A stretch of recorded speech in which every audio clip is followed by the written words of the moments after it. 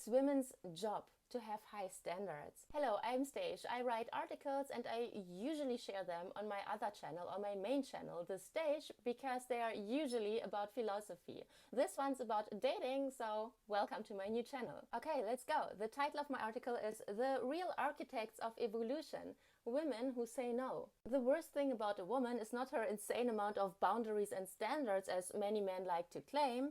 It's her lack of boundaries and standards. A woman is responsible for upholding the rhetorical quality of evolution. She is the filter through which humanity passes its quality check. Men, driven by their lust and the instinct to be chosen, will always adapt to what women reward. They will do what it takes to gain a woman's approval, or at least what seems to work. That's why the standards that women uphold today become the blueprint for tomorrow's generations. If a woman accepts less, a man does less. If she lowers her expectations, the collective bar drops with her. And when that happens, the environment for the next generation weakens. The newer generations stop growing, stop progressing, stop thriving. The woman who settles becomes a blockage in the evolutionary flow. The lost art of boundaries.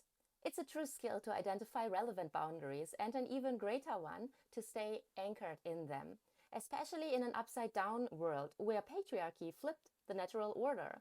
The woman became the chosen one, and the man the one who gets to choose. But evolution never designed women to compete for male approval. Women are not driven by the same kind of lust that drives men. They do not thrive in ruthless sexual competition, and men, often driven more by desire than introspection, are not the natural protectors of emotional or moral boundaries. Just look at modern dating apps, Tinder, Bumble, Hinge. Men swipe endlessly, barely selective. The boundaries are gone, the standard dissolved. That doesn't mean men are only driven by lust.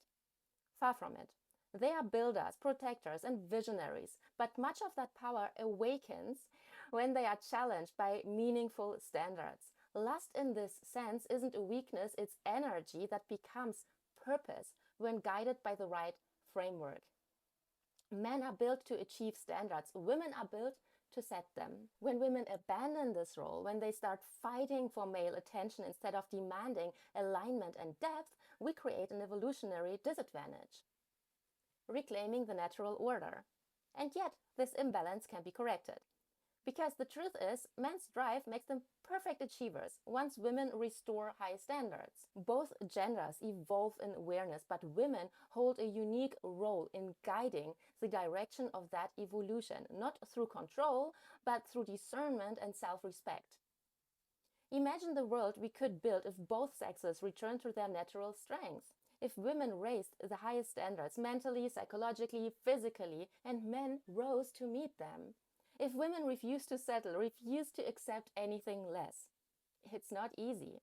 Upholding high standards is one of the hardest things a woman can do. It requires self-awareness, courage, and emotional discipline. But it's also one of the most powerful acts of love toward humanity itself. As women, we can't allow anything less. This quote from my dear friend Barbara carries a truth beyond comprehension, and I dedicate this article to her for speaking one of the truest sentences I've ever heard. If you enjoyed this article and if you enjoy philosophy, check out my Substack and Medium, because that's what I do. I write these articles and my handle is Stage. Thanks for listening, and you heard me.